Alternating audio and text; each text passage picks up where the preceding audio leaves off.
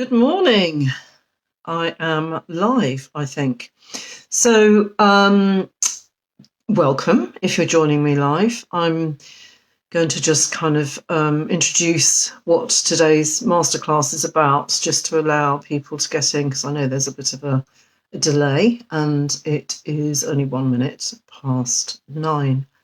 So, welcome to this beautiful Saturday morning. I hope it's beautiful where you are. It's absolutely stunning morning where I am in County Kerry. And it's particularly stunning because I had a really good night's sleep.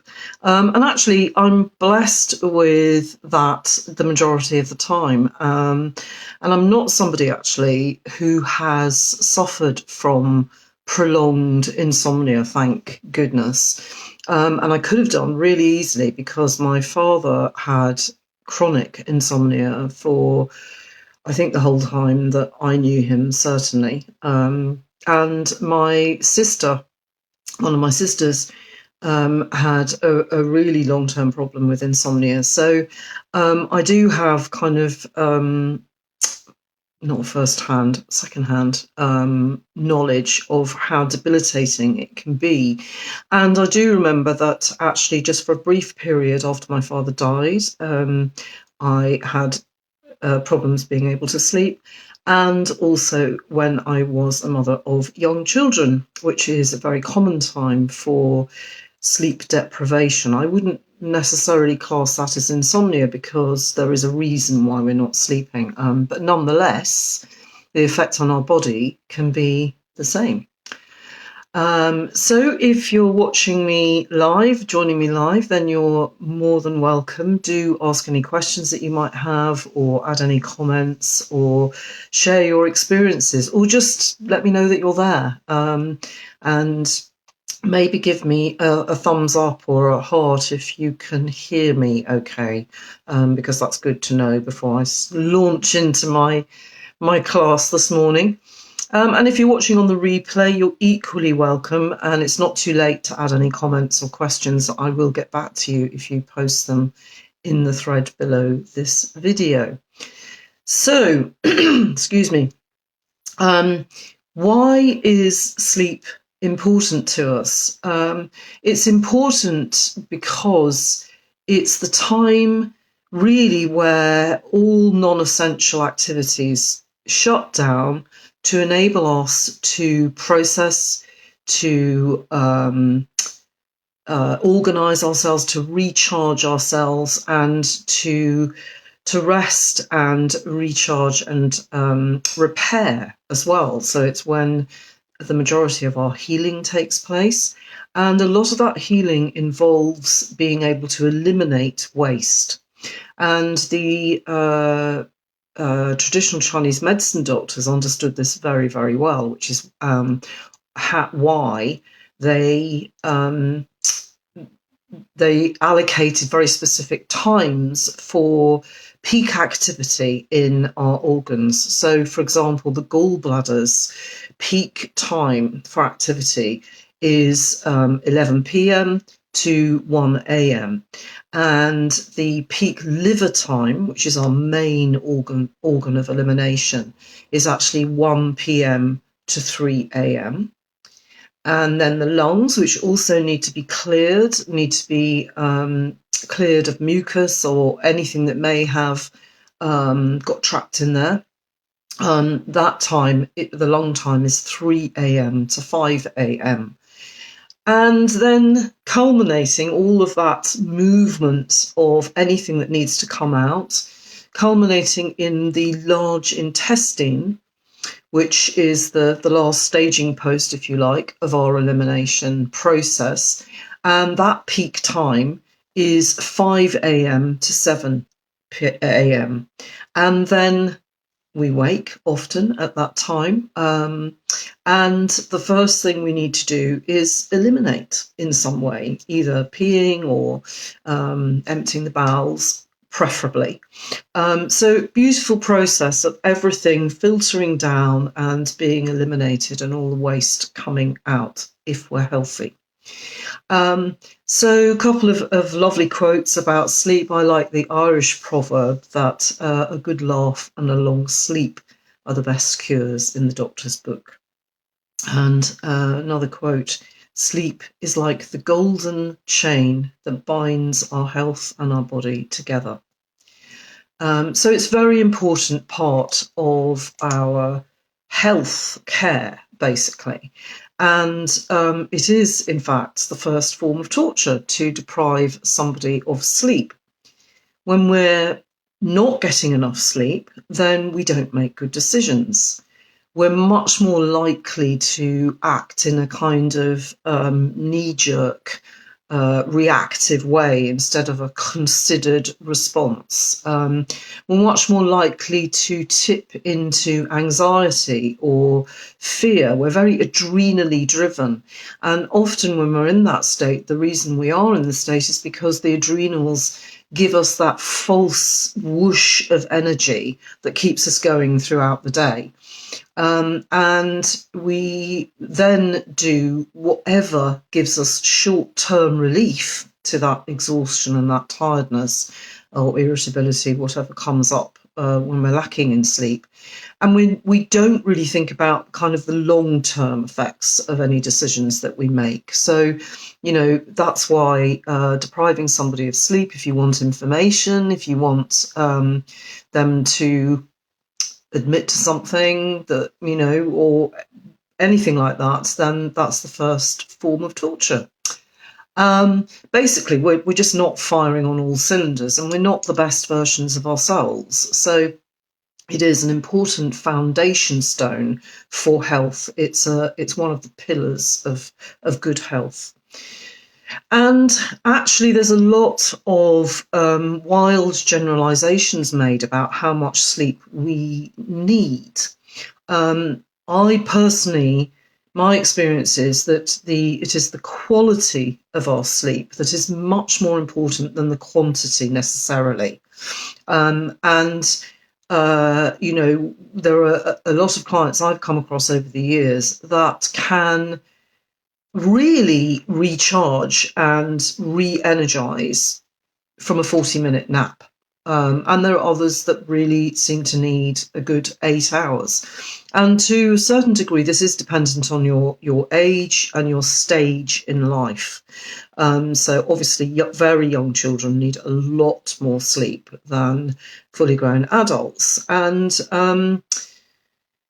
actually, it's interesting to think that a lot of people think that the older you get, the more sleep you need, but actually it's the reverse. And there are certain indigenous peoples in the world that only sleep in 2-hour slots, for example. So the pattern of our sleep doesn't necessarily need to follow any particular set of rules. And also, I recently came across an article, and I think I posted elsewhere on the group, so you might want to search for it. The medieval approach or custom of having 2 sleeps. So it was apparently the norm. It was common that you slept in 2 chunks of time. So you might go to sleep at, 10 o'clock, let's say, and sleep through till 1. And then you were awake for a couple of hours. And that was an opportunity to do all sorts of things, actually, socially and chore-wise, and sometimes just catching up with family members because it wasn't possible to do it any other time. And then you went back to sleep again in the early hours of the morning. That was common. And it only changed when the Industrial Revolution happened and there was a necessity for people to actually get up and go out somewhere else to work at a very specific time. And there are some people who I think still have that pattern within them, that they might find that they wake up at, the early hours of the morning, they're awake for a couple of hours, and then they go back to sleep again. And really the only way to measure whether you are getting a decent amount of sleep, an amount of sleep that suits you, is to measure how you're feeling and how your health is generally. Just asking yourself, do you feel refreshed when you have to get up in the morning? Do you feel that your sleep has, in fact, revitalized you? Or are you really stuck to the bed and pulling yourself around? Is your sleep, when you are asleep, is it peaceful or is it really restless? Are you moving around all over the place? Are you snoring or dribbling or grinding your teeth? Because quite often that is an indication of some kind of tension, some kind of anxiety, and certainly would have an effect on your whole skeleton. If you're, in the case of grinding teeth and clenching the jaw, that's another one. So waking with a very, aching around the TMJ, that's a sure sign that you're clenching your teeth or grinding your teeth in your sleep. Do you do a lot of sleep talking or laughing in your sleep even? Or do you sleep walk? All of those things are signs that something's not quite in balance. Do you wake easily? Or are you almost, in a coma? And does that change at any time of your life? Often with women, sleep patterns can change around a menstrual cycle, for example. So those are just some of the things that might come up for you. The other thing is dreams. And there's a lot of theories around dreams. Obviously, there's a whole therapy around interpreting dreams. And as a homeopath, I would be interested in dreams, but only really when there's a kind of strong pattern of a theme.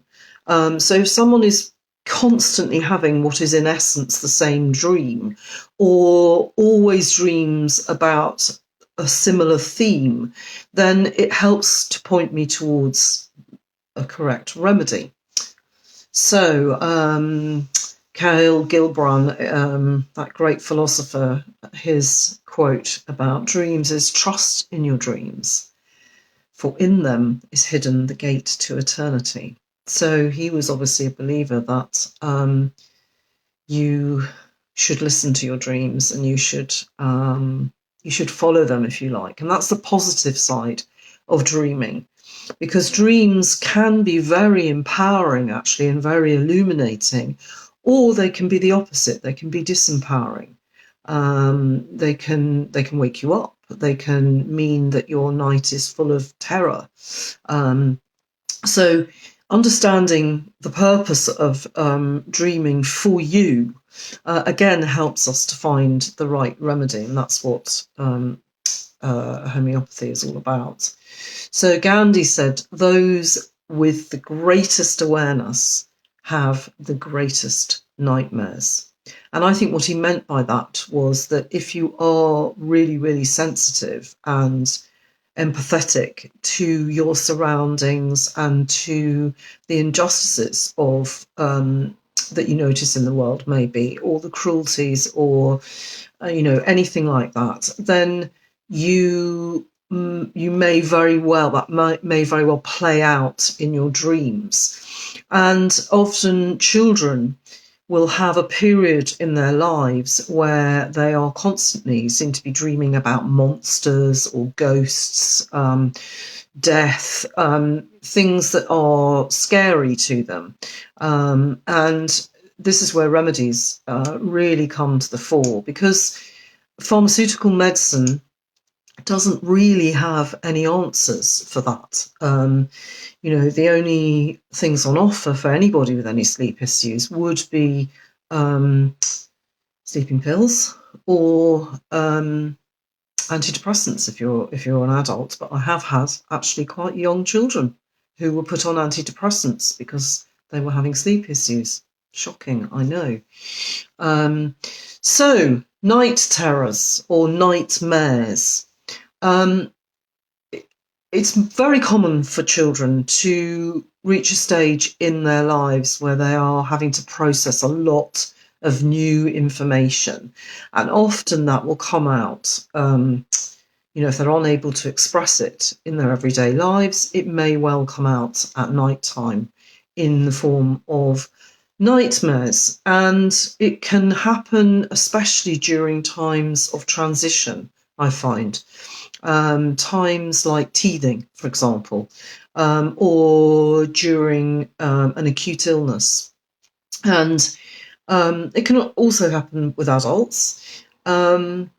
So what are the top remedies for nightmares or bad dreams? Arsenalb or arsenicum. My number one for anxiety. So dreams, a lot of dreams about death or about sorrow, or about fears, anxieties. And if arsenicum is the right remedy, often the sleep will be very restless. They will move around a lot in their sleep. They might even need to try and sit up. So if you've got somebody that's in that state, then arsenalb it can be really helpful, because the number one mental emotional thing for arsenicums is anxiety, a very high degree of anxiety, fearfulness of being alone. We'll come on to do more about this remedy, but that's a very useful one. Belladonna is brilliant for young children with nightmares, lots of dreams of ghosts and monsters. And there can be a state where, if you think of the fevers of belladonna, if you're giving belladonna for a fever, there's that redness and that kind of glassy-eyed look, and a sort of delirium. They're sort of not quite awake. They might suddenly stare at something that isn't there. Quite off-putting, actually, if you're dealing with children like that. But that belladonna would be the number one for that kind of nightmare. And belladonna can often come up in things like teething, but also if you feel that your child is inherently very calc-carb, for example, often calc-carbs can tip into belladonna when they're doing some kind of inflammatory state, some kind of fever or teething or something like that. So calc-carbs also have lots of fearful dreams. They're warriors. So they might appear to be very kind of laid back most of the time, but they would have a tendency to worry about things. And often that comes out in the dreams. And it is a particular trigger for calc-carbs would be periods of change. They don't transition terribly well.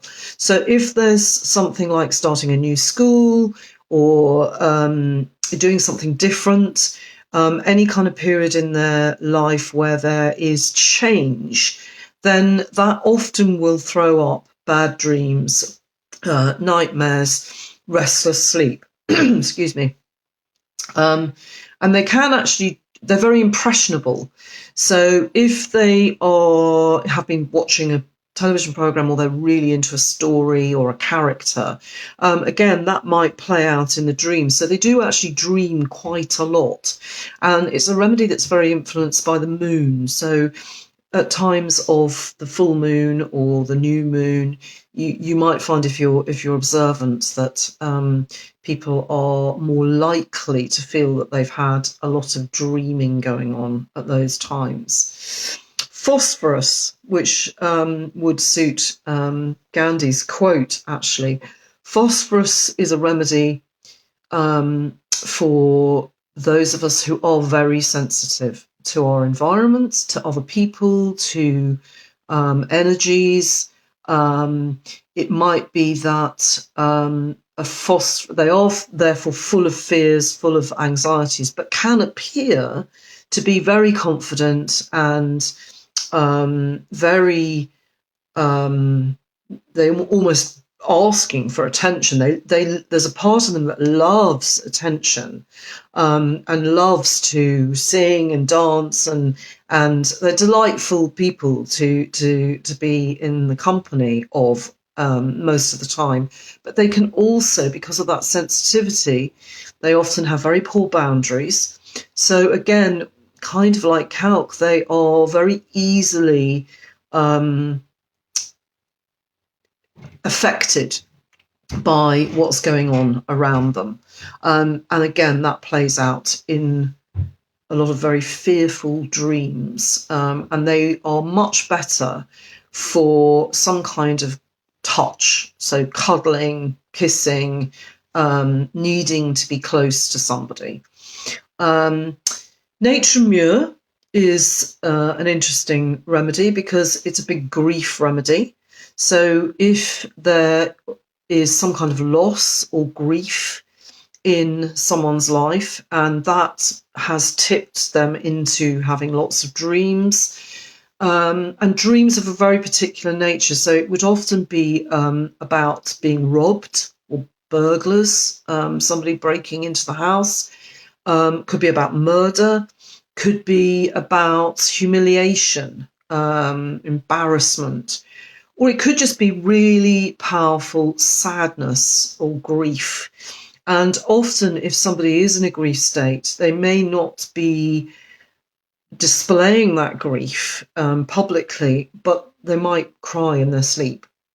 So, yeah, the lycopodium, also very useful. Lycopodiums are a really funny mixture of being really actually quite bossy and dictatorial sometimes, and then really anxious and worrying at other times. And particularly when it comes to if they feel they're on display, if they feel there's a chance that they might embarrass themselves or that they might be humiliated, they might be made to feel small, then so there'll be lots of anticipatory fears around maybe having to do a presentation of some sort, some kind of public speaking, something where they feel exposed, and that can tip people into having bad dreams. Lycopodium is actually made from club moss, tiny like mini trees,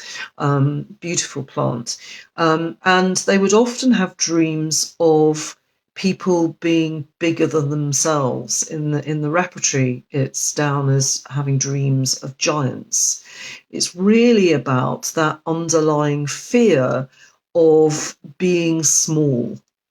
You'll often find that lycopodium suits a lot of men and dogs, actually, that are inherently, they are small, they are short, and they have this need in them to prove themselves, to prove that they are actually not small, they're big and they're significant, and their need to feel that way can often tip them into being a bit of a bully when they feel safe enough to do so.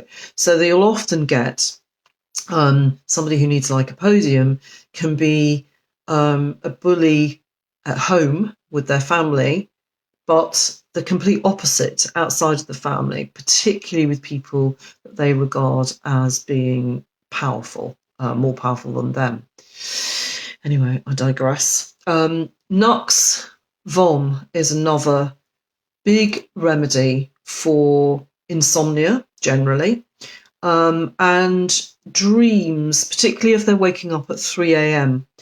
Often there's a sleeplessness that means that somebody will wake at 3 a.m. and then toss and turn and worry and think about all the kind of perceived failures of the day, and arguments, fights, business worries in particular.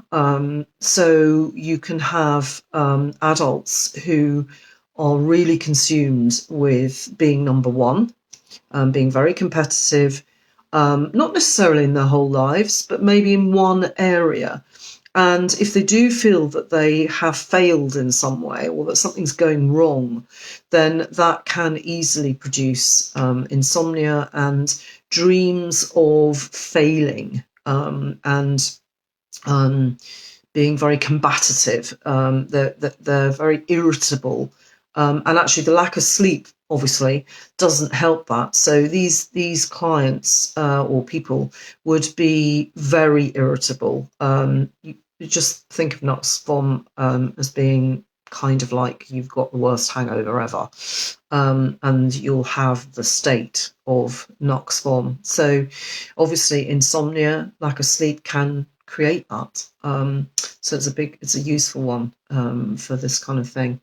And the last remedy I've picked is sulfur, and sulfurs can actually be almost as impressionable as phosphorus, and they can do a lot of processing when they're asleep.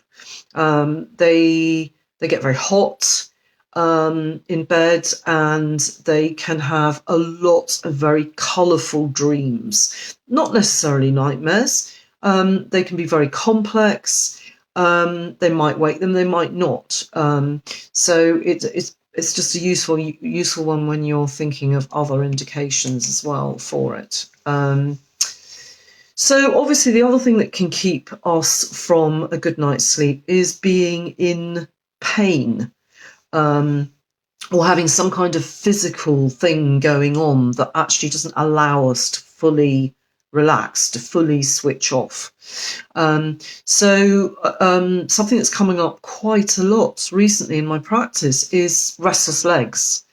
And it's actually something interesting that when I was ill a couple of years ago with what I believe is probably what people are calling COVID-19, for about 3 or 4 nights, I had appalling restless legs, and remedies helped me. So fortunately, it didn't last longer than 3 or 4 nights, but it was really debilitating when I had it. What I found gave great relief also, as well as remedies, was magnesium spray, just spraying it on the legs and rubbing it in, and taking zinc as a supplement. And actually, when we're deficient in zinc, it can create restless legs, zinc or magnesium. So zinc as a remedy, which I know you won't find in your kits, but some of you might have it, I don't know. Zinc as a homeopathic remedy can be very useful for restless legs. Lycopodium can also be very useful, actually, if the picture fits. Lycopodiums would have numbness, a sense of numbness in their legs, and especially in their feet. And they might experience one foot being cold and one foot being hot. And they tend to have a lot of twitching and jerking. So, and they would actually be better for cool. So they'd be better for throwing off the bedclothes and uncovering. They can often feel, the legs can feel worse if they get too hot. So in the heat of the bed. What else? Pregnancy. Pregnancy is often a massive time for sleep disruption. Lots of people say, especially if it's your first pregnancy, that you're kind of in practice for when your child arrives, when you will be interrupted. Lots of things during pregnancy can interrupt sleep, and also it doesn't necessarily happen. So just be careful of being told by everybody around you, oh, you're going to have, problems with sleep, because you won't necessarily. But often in later pregnancy, it's a mechanical thing, because obviously you've got huge amounts of extra weight in you, and you've got another being inside you that might be active at night and might wake you. You've also got less room for all your inner organs to complete that elimination process effectively. They're literally squeezed into much smaller spaces. So often during pregnancy, you can have things like indigestion or heartburn because you've got much less space to digest. Or you might need to eliminate waste more frequently, and that's what can wake you, either to pee or to move the bowels. And there are lots of remedies that could be indicated during that time. Aconite can come up, actually, strangely. Aconite's a big remedy for fearfulness. And a lot of the time during pregnancy, especially early pregnancy, there can be a really deep fear of either losing the baby or the opposite. There's a fear of the pregnancy, of will I be a good mum? Am I ready? What's the birth going to be like? All of that, and that can produce things like nightmares. And aconite would have a lot of kind of starting in your sleep, jumping, like babies do, and a lot of restlessness, a lot of sweating as well. So, yeah, sweating better for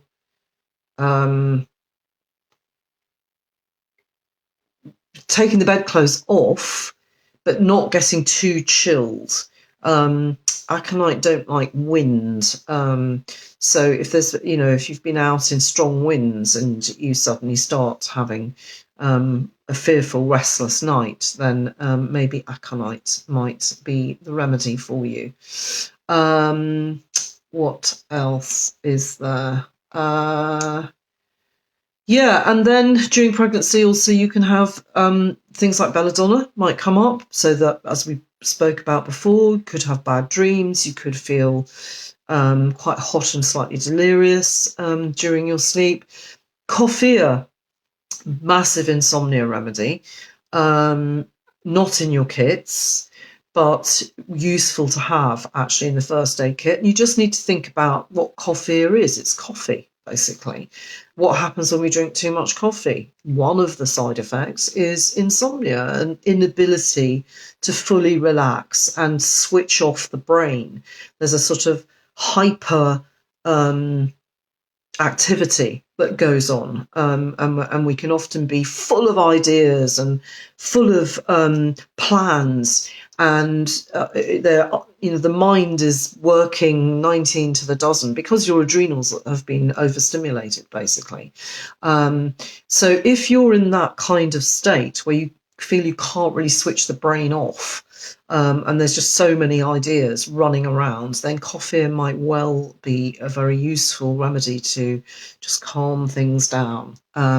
So I found actually in children who are a little bit hyperactive for whatever reason, coffee can work very well to calm things down at night. And ignatia is another remedy that can be useful in pregnancy, especially if there is a sense of loss or grief. And that could be if there has been an actual grief that happens to have taken place during pregnancy, or sometimes women can feel that they are losing their independence, they're losing their sense of self, they're losing their ability to be fully them.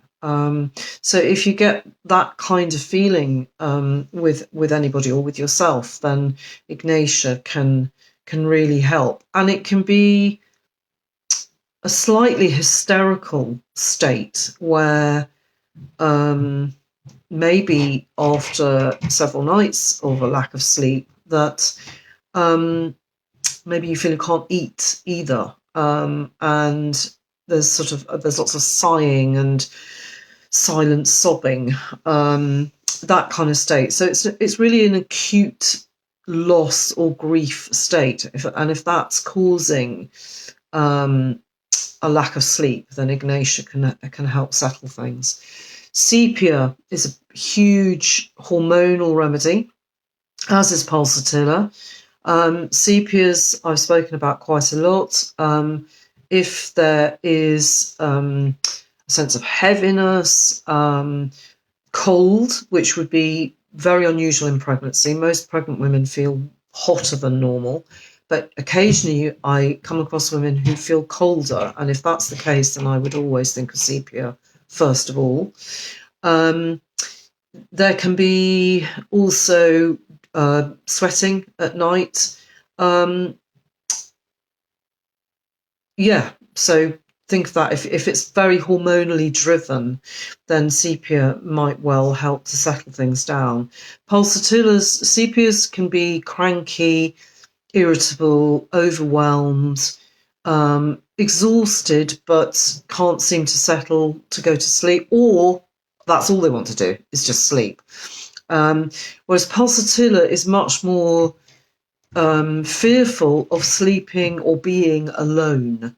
So pulsatilla can uncharacteristically want company to go to sleep, or touch, or just a lot more TLC. And then also talking about other things that can keep us awake is injuries. So if you've got some kind of injury, some kind of mechanical thing that's going on that's keeping you awake, then obviously look at the injury, at using the remedies to treat that injury. So, it could be aconite, it could be arnica, and arnica is a big adrenal remedy too. So actually taking arnica can really help the whole system relax more.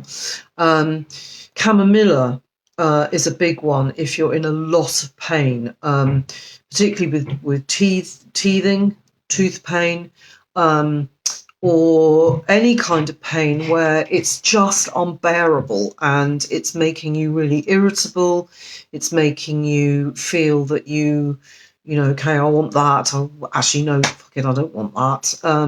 There's a sort of irritability and an inability to feel pleased or satisfied. And it's largely because the level of pain that you might be in. Chamomilla also has a lot of colicky, crampy pains, stomach pains. So have a look at that with loose stools as well. And Ross Tox is another one for injuries, mechanical injuries to ligaments, tendons, muscles.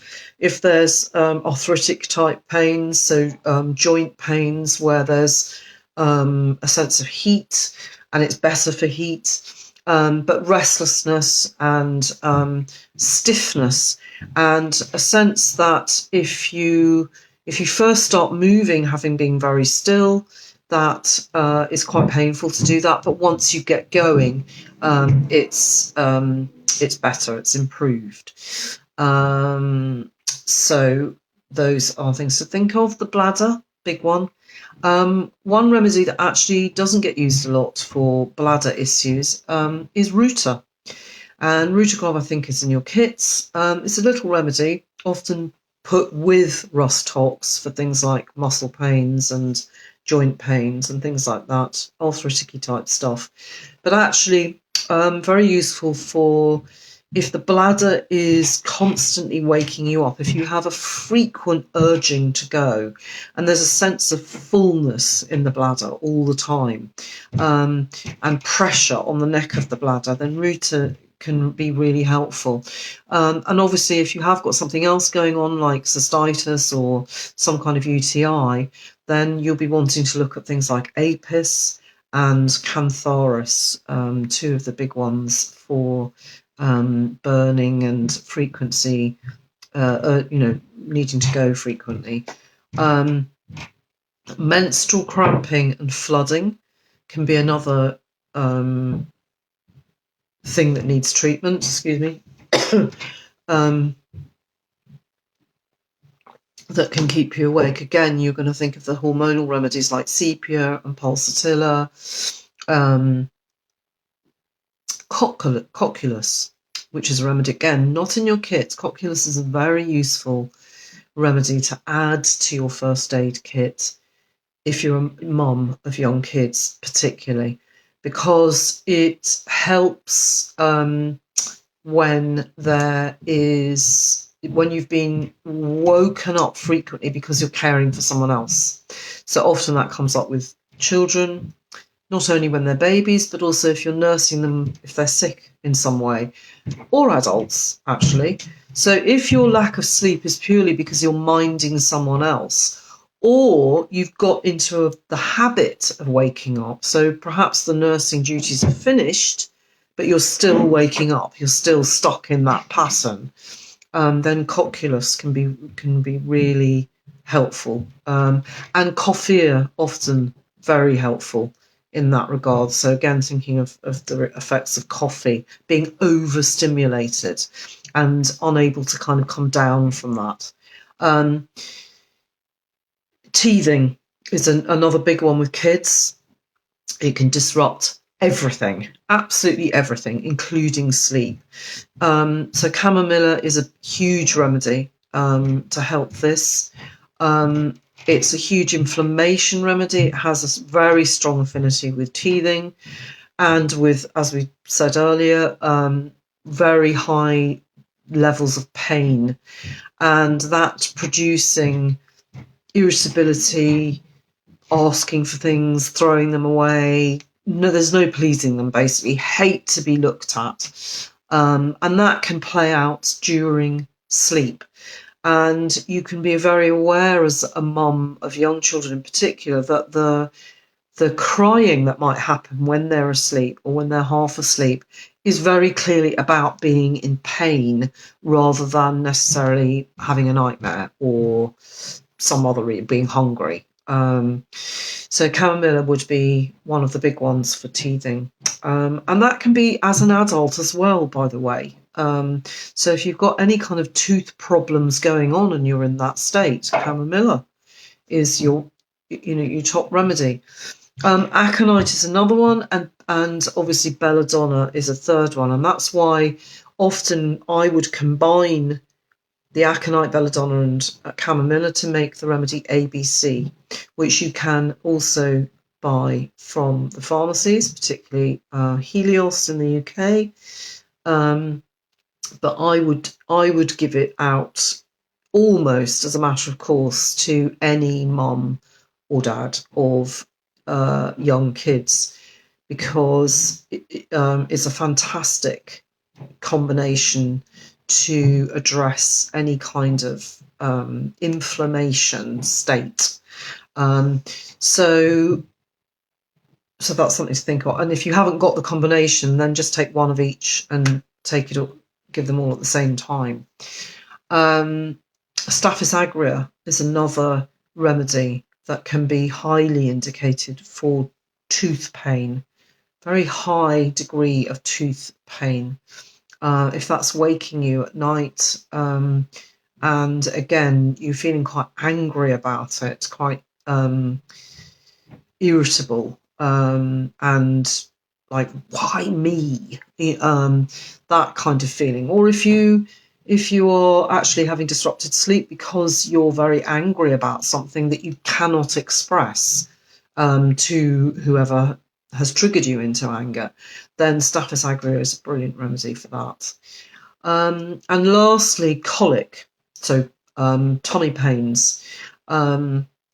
That, again, you're going to come across chamomilla. And chamomilla would, if you're observing your child or the adult or yourself, then if it's chamomilla, largely you're going to get some kind of feeling of relief from pulling up the legs, so drawing the knees up, and then pushing them out and arching the back. So you're doing a kind of pulling up and then a constricting and then stretching. So that if you have that kind of movement, which you often see in babies that are teething, and often if it is teething, or you've got other indications like one red cheek, for example, or very loose green stools. But chamomilla can also have terrible griping, colicky pains, and it can also be useful in menstrual cramps for that reason. And the other remedy in your kits would be mag phos. And again, mag phos would be naturally going into a kind of fetal position, so much better for warmth. So if you find you've got cramping or stomach pains of some sort, and you get some kind of relief from a hot water bottle and from pulling the legs up and lying in a sort of fetal position, then mag phos is very much indicated for that. And the last remedy for that kind of crampy pain would be Dios, or wild yam, Dioscorea. Again, not in your kits. But how you would differentiate is that they do get some relief from warmth, but unlike Mag Foss, they want to stretch out and even arch the back. So if you've got young children and they're arching, if you're familiar with young kids in that state, they can go stiff as a board and really arch the back, right back. And you're going, oh my God. Think of Dioscorea for that. That's something you'd get from a pharmacy or from a practitioner, wherever you are. Okay, I'm aware of the time, so we've got about 10 minutes left. Obviously hormones are a massive trigger for sleep problems. We've touched on some of them. So pregnancy can be one trigger. If you have sleep issues just around your menstrual bleed, either before or during or just after or ovulation, then you'd want to be thinking about remedies like sepia, like pulsatilla. If you're menopausal, then lachesis often comes up. Massive remedy for menopausal issues. Lachesis often would be very sleepy, but can't sleep. Again, would have lots of sudden starting if they do go to sleep. They're nearly always, they would feel worse after a sleep. And often complaints can actually seem to manifest after a sleep. Lachesis often would have lots of dreams about snakes, which is interesting because lachesis is made from the bushmaster snake.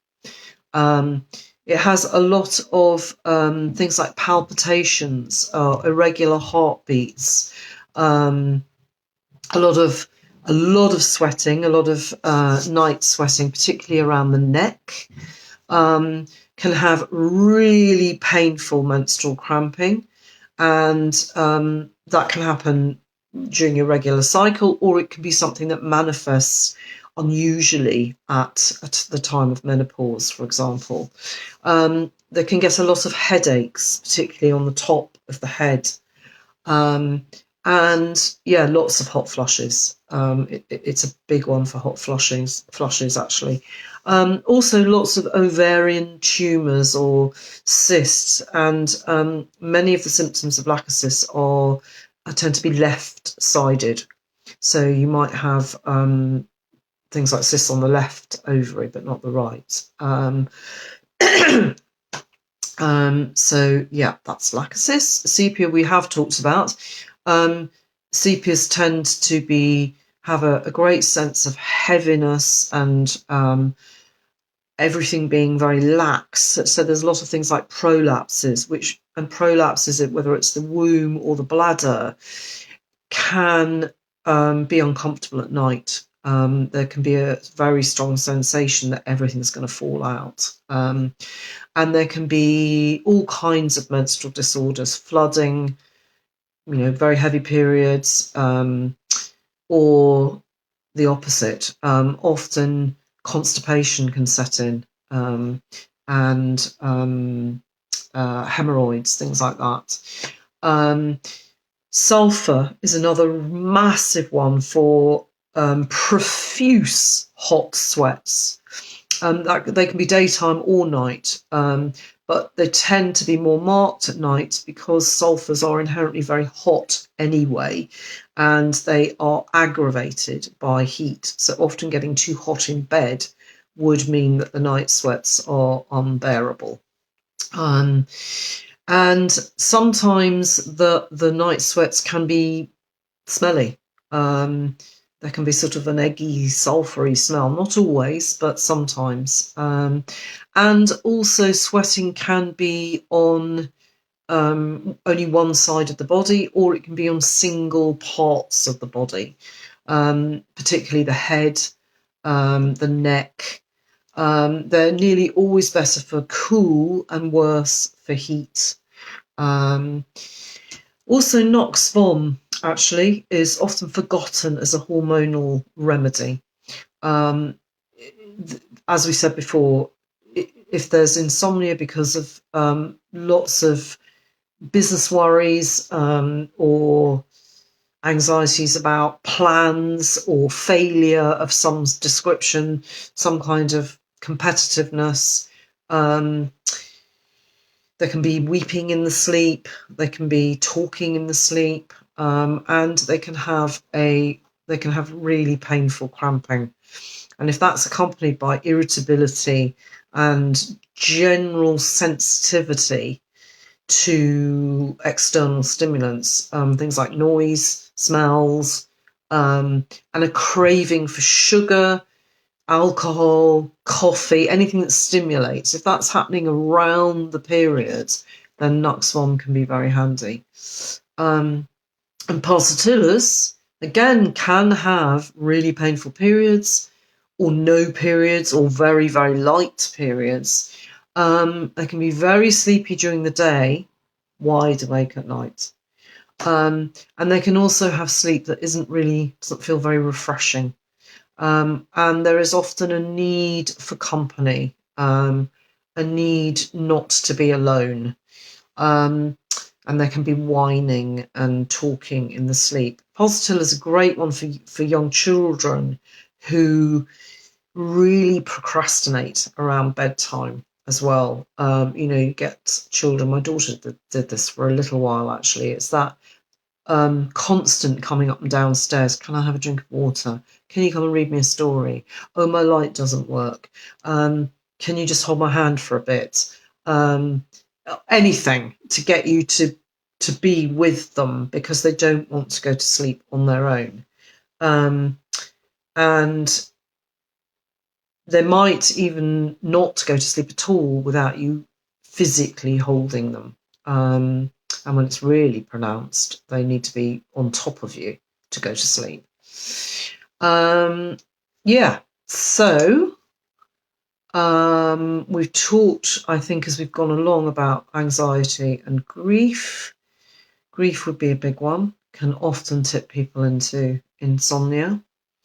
Are there any that I haven't spoken about? In your kits, well, Bosanalb obviously would come up for any kind of anxiety. Ignatia and Nature Muir, grief indicated. Argnit, if there's some kind of insomnia that is induced by worrying about an event. So it's anticipatory fears. Lycopodium can have that too, but Argnit would be really worried about it, much more so than a Lycopodium. And also there isn't really any relief when they're doing it either. So if they've got to stand up and talk in class, or you've got a presentation at work or something, usually you'd be really nervous all the way through. There's a craving for sweets and your sleep can be affected. There can be lots of other fears that come out as well. And again, actually, Argnit can be affected by the moon. So times of full moon or new moon, if those fears seem worse, then Argnit can be useful. Lycopodiums, though, once they're doing whatever it is that they've been fearful about, they actually relax into it and they feel quite good at it. Coffee we've spoken about, pulsatilla we've spoken about, Count Cobb, very worry.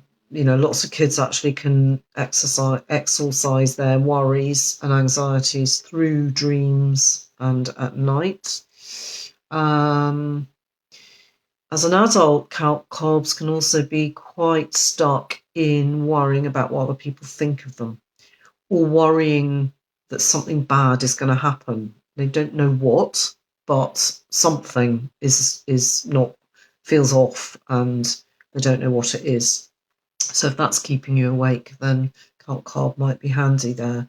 Calc carb can also do a lot of sweating at night, particularly around the head and the back of the neck. Unlike sulfur, though, it can be a cold sweat. Also, the hands and feet can be cold, very cold, but the rest of the body feels hot. Then herbs, well, they can help homeopathically as well, but if you can't get hold of the homeopathics and you can get to a health food store, think herbally. Tinctures like Avena sativa, which is oats, Passiflora, which is a beautiful plant, and Valeriana. They are all herbal tonics, and sometimes they're combined, and they can be very helpful at just relaxing the nervous system, calming down those adrenals, and allowing enough relaxation to tip you into sleep. And maybe you've noticed that a lot of the time with insomnia remedies, they are inherently working on calming the nervous system down and supporting the adrenals.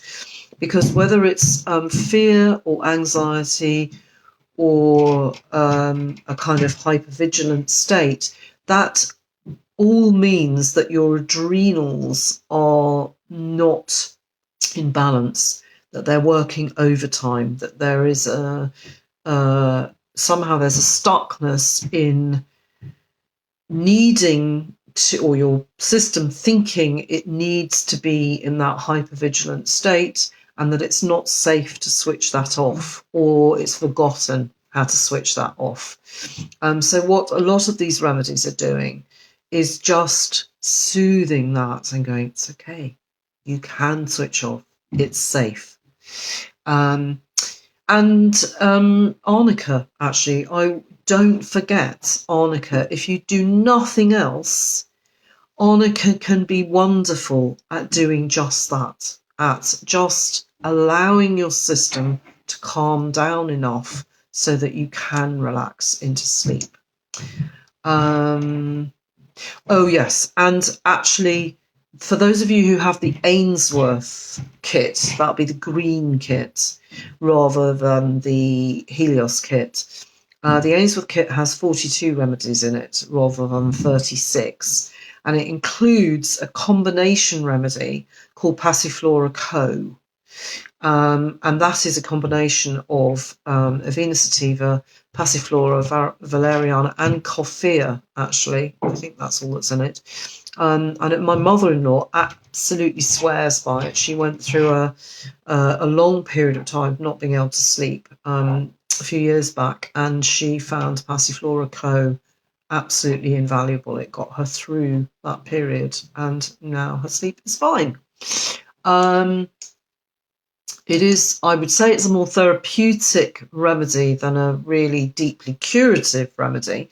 But if there is no other indication for not sleeping, then that's a good one. So lifestyle choices often come into play when you have sleep issues. As I've said, much of the time this is about your adrenals being stuck in some way. There's a tendency for us, if that is the case, because you've got these massive peaks and troughs of energy, not sustainable, not meant to be long-lasting, only meant to be operational in times of, life-threatening circumstances. But often we are stuck in that state artificially by the way that we lead our lives, and that leads to the adrenals going, it's not safe to switch off, I have to keep pumping adrenaline round so that you stay awake and vigilant. So what I need in order to do that is I need you to keep giving me things that are going to help me stimulate that. That's going to be sugar, coffee, tea, black tea, I'm talking about, not herbal tea, chocolate, even cacao, actually, anything, oranges, cheese, all all kinds of things that they're not inherently a problem in themselves, but they are if your adrenals are in that state, because they're artificially stimulating an already overstimulated system. And they're also contributing to your perception of what your actual real energy is. And it's often not until we stop those things that we realise how tired we really, really are. It's that holiday thing, isn't it? Where we go on holiday and go, God, I am knackered. Because we've stopped. We've stopped doing that constant stimulation. And that's when our system goes, oh my God, thank God for that. I'm really tired. Can you just go to sleep? So it's often when I'm treating people for chronic insomnia and chronic adrenal issues, I always try and warn them that when we're working in that arena, one of the first things that might happen is you might feel much more tired than normal. And obviously it's a balancing act between allowing you to function in your life, but also not just climbing back on the overstimulated bandwagon. So I hope that makes sense. Shift work can really mess with your metabolism in terms of sleep. And most people who work shifts would have some kind of issue with sleep. Not everybody, but I see a lot of people, men and women, who are on shift work and have issues with sleep. So often looking at certainly the adrenals, but also the pineal gland, which is a tiny gland in the middle of our brains that is shaped like a pine cone and is very responsive and responds to light in particular, and melatonin, and is responsible for regulating our metabolic patterns, basically, and that gets very disrupted by shift work. And pineal gland as a homeopathic remedy is an amazing remedy. Has a strong affinity with carbs, actually. Anyway, I digress. I get too interested. And as we said, parenting of young kids, obviously you're being artificially woken a lot. Now, sometimes you can do that and you go back to sleep again absolutely fine, and it's all fine. It's all completely cool. You are getting enough. You are being refreshed and you are being revitalised. And sometimes not. So it's not a given that because you're waking up a lot, that therefore there's something wrong with your sleep pattern. If you're able to go back to sleep again, no bother, then it's not necessarily a problem. So always going back to how you feel. And again, if you have one day where you're dragging yourself around and then you catch up the next night, again, not necessarily an ongoing problem. It's only really if you feel this has become a pattern, it's become a habit, it's not serving me, I am like the Walking Dead, then clearly you need support and you need help to climb out of that and function again fully. Lastly, I'm going to come on to pharmaceuticals.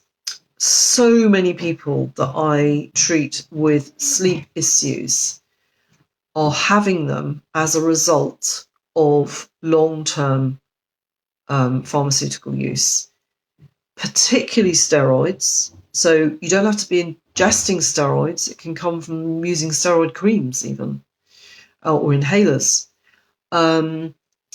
Antidepressants, strangely, like most of these pharmaceuticals, although they're often prescribed to help with sleep issues, they actually create them as well. A lot of high blood pressure medications disrupt sleep. Alpha blockers, beta blockers, ACE inhibitors, all have as a recognised side effect, it's not me making this up, sleep disruption, insomnia. Statins as well, the class of statin drugs, which are often prescribed for cholesterol, so-called cholesterol issues, a lot of the time will create insomnia as a side effect. And other heart disease meds as well can often create insomnia and disrupted sleep patterns. Antihistamines too. And if you go back to what we originally said about the Chinese medicine's understanding of organ times, it's often because one of those organs of elimination is really struggling with processing these drugs. The liver, obviously, because it has to process all foreign material, and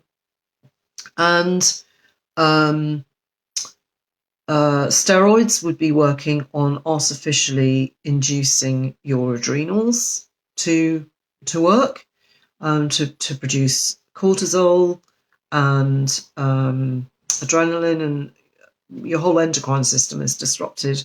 Never mind things like your skin texture, all kidneys, all of that. Yeah, and the same with all the other drugs. Your often heart attacks and heart failures happen during the night at the peak heart time. Obviously, they happen during the day as well. Depends on what's going on, really. So, what can we do? We'll finish up now. Lifestyle-wise, what can we do to help a good night's sleep, as well as taking remedies? Well, always remembering that your bedroom, the place where you go to sleep, should be a place of calm, not stimulation. So ditch screens out of your bedroom. Try not to even have, radio alarm clocks or your phone. Don't, wake up the old-fashioned way, either with light or with an old-fashioned ringing alarm clock if you need an alarm clock. Think about the colours of your bedroom and the textures and how you feel in your bedroom. You should feel calm and relaxed and restful. So I would say that things like reds and oranges and stimulating colours are not really the colour for a bedroom. But obviously that's an individual choice. Darkness is necessary for a really deep sleep. It's one of the things that activates the pineal gland, or deactivates it, if you like. So, having enough darkness for you to be able to sleep deeply, doing that whatever way suits you. We're meant to go to sleep when it's dark and wake up when it's light. It's as simple as that. So trying to reflect that in the way that you have your bedroom set up. I've said I would stop all screen time at least an hour before sleep, preferably 2 hours, because whatever you're doing, whether it's the phone, the TV, laptop, whatever, you are stimulating yourself. You are not relaxing yourself. Things like sleep meditations and breath work can be incredibly useful to help calm down the system.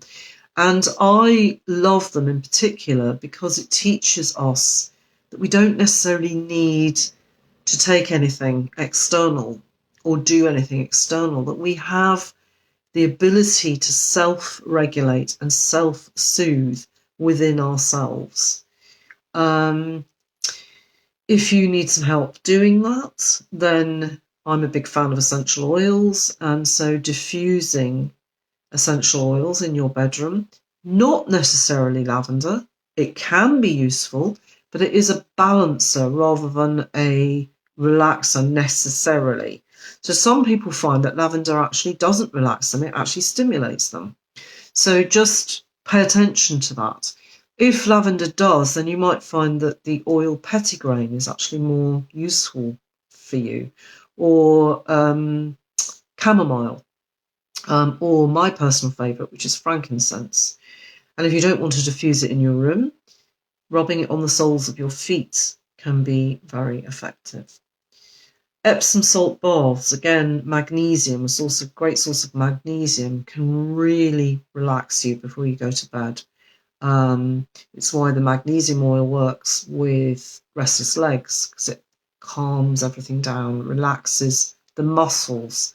So if you're very tense and vigilant and, hyper awake, then Epsom salts will help you to let go and to relax and be more likely to be able to go into sleep, particularly if you then sling in an essential oil that also suits you.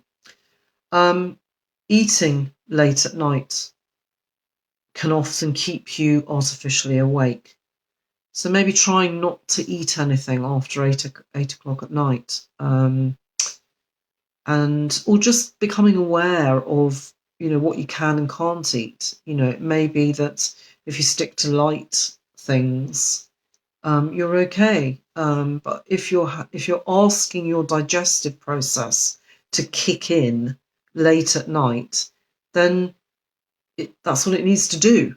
And by and large, it needs you to be awake to do that. And definitely no adrenal stimulants, particularly if you're menopausal and you're suffering from night sweats.